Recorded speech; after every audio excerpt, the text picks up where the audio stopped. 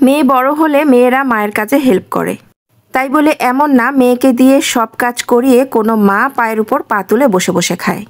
মেয়েকে কাজ শিখাবো, প্রয়োজনে মেয়েকে দিয়ে কাজ করাবো, তাই বলে কি নিজের সংসারের সমস্ত দায়িত্ব মেয়ের উপর চাপিয়ে দিয়ে নিজে পটের বিবি সেজে বসে থাকবো? যারা বলেন আপনার মেয়ে কোনো কাজ করে না, আজকের কথাগুলো তাদের জন্যই। এইখানে 1.5 কেজির মতো খাসির মাংস আছে। আজকে এটা রান্না করব, আর তার পিছনে কারণ হলো এমনিতেই তো মনের অবস্থা ভালো না, রান্না বাড়ার দিকে একদমই মন দিতে ইচ্ছে করে না, কিন্তু খেতে তো হবে, বাচ্চাদের মুখে খাবারও তুলে দিতে হবে, নিজেও তো না খেয়ে থাকা যাবে না। আর তার মধ্যে মরার উপর খড়ার ঘায়ের মতো যেটা হয়েছে, আমাকে যে কাজে হেল্প করে ও 3 দিনের জন্য বাড়ি গেছে। এখন দেখা যাচ্ছে যে ও যে কাজগুলো আমাকে হেল্প করে দিত সেগুলো তো আমাকেই করতে হচ্ছে। সব মিলে আসলে খুবই খারাপ একটা অবস্থা। আর আমার ব্যস্ততার কথা কি আর বলবো। নিজের ছোট্ট একটা বিজনেস ওপেন করেছি, ইনবক্স চেক করার জন্য একজন মডারেটর ছাড়া ধরতে গেলে বাকি সবই তো নিজে হাতে করতে হচ্ছে। আপনাদের ভাইয়াও হেল্প করছে অবশ্য। এইদিকে রাদের পরীক্ষা, আবার আমার কাছে হেল্প করার জন্য যে হেল্পিং হ্যান্ড সেও চলে গেছে বাড়ি। সব মিলিয়ে আমার কি অবস্থা বুঝতেই পারছেন।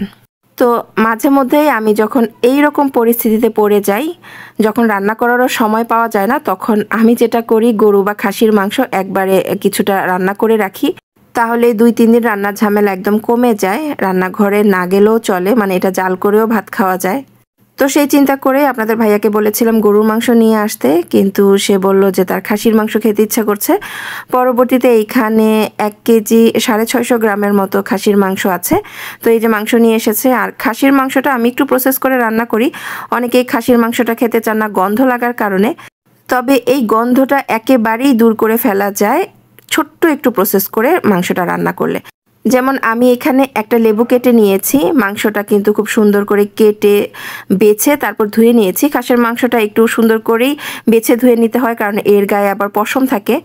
তো আমার মতো করে আমি ধুয়ে নেওয়ার পরে এখানে পুরো একটা গোটা লেবুর রস চিপে দিয়ে দিচ্ছি। এরপর এই লেবুর রসটা দিয়ে ভালো করে মাংসটা মেখে আমি ঘন্টা খানিকের জন্য রেখে দিব। আর এই সিম্পল এতটুকু প্রসেস করলেই কিন্তু খাসির মাংস থেকে আর কোনো রকম গন্ধ আসে না। যাই হোক, লেবুর রস দিয়ে মাংসটা মাখানো শেষ হয়ে গেছে। এখন একটা স্টিলের সেনি দিয়ে ঢেকে রেখে দিয়েছি। তো এই তো ঘন্টা খানিক রাখার পর এই যে মাংস থেকে কিছুটা পানিও ছেড়েছে। এখন কিন্তু আরেকবার একটু হালকাভাবে আমি ধুয়ে নিব।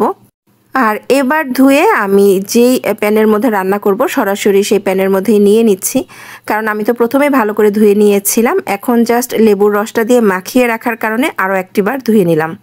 এরপর আমি খাসির মাংসটাও হাতে মাখিয়ে বসাচ্ছি। এখানে আমি পরিমাণ মতো লবণ, হলুদ, মরিচ, ধনিয়া, জিরার গুঁড়ো, পেঁয়াজ, আদা, রসুন এবং সাথে হচ্ছে 2-3টা টমেটো কেটে দিয়েছি। এখন ভালো করে একসাথে মেখে নিচ্ছি। ও আচ্ছা, সাথে কিন্তু সয়াবিন তেলও দিয়ে নিয়েছিলাম। সবই দিয়েছিলাম, শুধু গরম মশলা দিতে মনে ছিল না। পরবর্তীতে এলাচ, দারচিনি, তেজপাতা সেগুলো দিয়ে দিলাম। এরপর পুরোটা কষিয়ে হচ্ছে মাংসটা রান্না করব।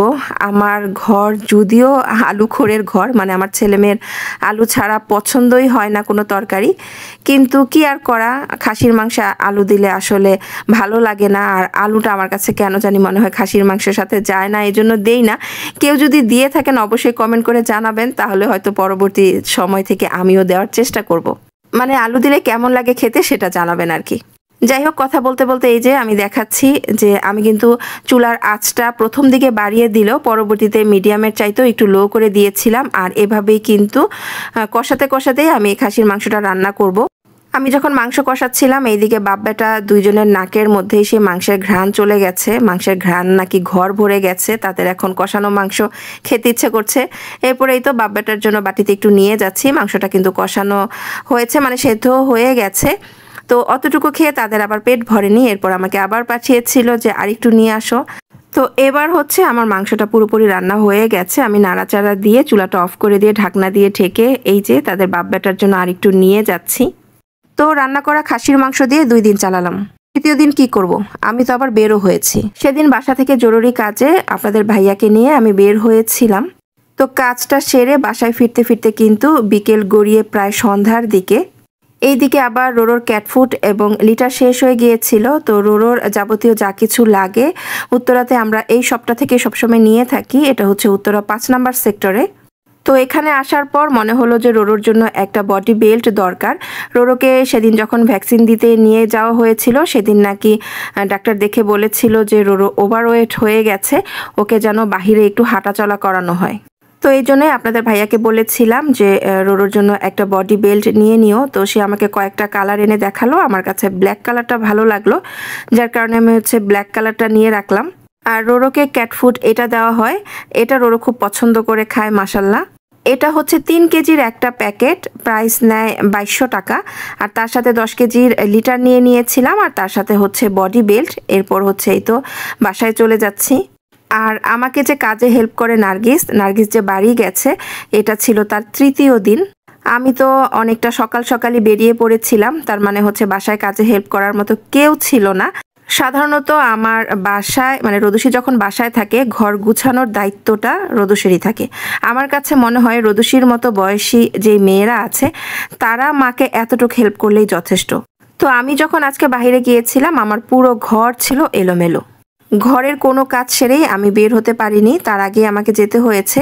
আর এসে দেখি মাশাল্লাহ রোদুষী সবগুলো ঘর গুছিয়ে রেখেছে।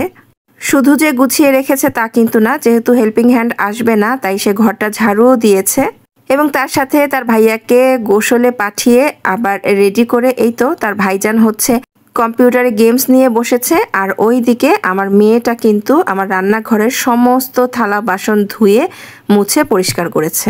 যদিও সে যখন থালা বাসন ধোয়ার জন্য বলেছিল আমি বলেছি সব ধোয়া লাগবে না, আমি আলাদা করে দিয়ে গিয়েছিলাম যে এই কয়টা ধুয়ে রেখো যেন এসেই খাওয়া দাওয়াটা করতে পারি। কিন্তু না, এসে দেখি মোটামুটি সবই ধুয়ে পরিষ্কার করে ফেলেছে। যাই হোক, ফ্রিজে ইলিশ মাছ কাটা ছিল, আমি তাড়াহুড়ো করে এই 4 পিস নিয়ে নিয়েছি। আর এখন হচ্ছে এগুলো একটু লবণ হলুদ মরিচ মেখে ফ্রাই করে নিব।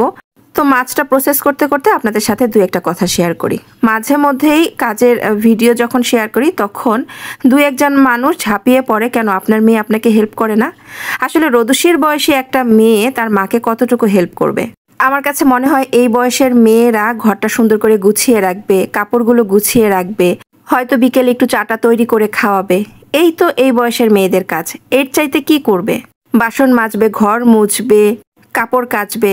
এগুলো যদি সবই মেয়েকে দিয়ে করাবো তাহলে নিজে কি করব? পটের বিবি হয়ে বসে থাকবো?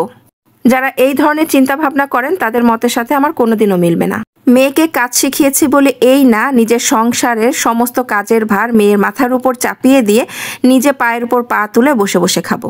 নিজের সংসারের প্রেশার যদি আমি এখনই মেয়ের উপরে দিয়ে দিই, যখন তার সংসার হবে তারও তো মন চাইবে তার সংসারের প্রেশার আরেকজনের উপর দিতে। কাজের প্রতি অনীহাটা তো তাকে আমি এখান থেকেই তাহলে সৃষ্টি করে দিব। আমি সন্তানকে কাজ শেখানোর পক্ষপাতিত্ব করি, তার মানে এই না কাজ শিখিয়ে ফেলে সমস্ত কাজ সন্তানের উপর চাপিয়ে দিয়ে নিজে আরাম করব। তার জায়গা থেকে যতটুকু তার দায়িত্ব ততটুকু সে করবে, ক্ষেত্র বিশেষে সে পুরোটুকুও করবে। যেমন আমি অসুস্থ হলে, আমি কোথাও বাহিরে গেলে রোদুষী তার সাধ্য মতো পুরোটা করারই চেষ্টা করে। তাই বলে আমি বাসায় আছি, আমাকে কাজে হেল্প করার লোক আসেনি, সেই সময়তে কাজের লোকের সমস্ত কাজ মেয়ে করে দিবে, এই রকমটা আমি কখনোই চিন্তা করি না। আর আমি মনে করি আমার এই মতামতের সাথে যাদের মত মিলে না তারাই এসে ভিডিওতে কমেন্ট করেন কেন আপনার মেয়ে কাজ করে না। তাদের বলছি ভাই, মেয়ে কাজ করে কিন্তু সব আমি মেয়েকে দিয়ে করাই না। যাই হোক, আজকের ভিডিওতে অনেক দিন পর অনেক কথাই বলে ফেললাম। হয়তো আজকে আমার কথাগুলোর সাথে অনেকেরই মত মিলবে না, যাদের মিলবে না তাদের জন্য এর চাইতে বেশি কিছু আমার বলার নেই। তবে যাদের মিলবে তারা অবশ্যই কমেন্ট করে জানাবেন। কথা বলতে বলতে ইলিশ মাছ ভেজে নিলাম, গরম গরম ইলিশ মাছ ভাজা, সাথে মরিচ ভাজা দিয়ে ভাতও খাওয়া হলো। এরপর মেয়ে খাওয়াবে গরম গরম চা। আজকে এ পর্যন্তই, ভালো থাকবেন সবাই, আল্লাহ হাফেজ।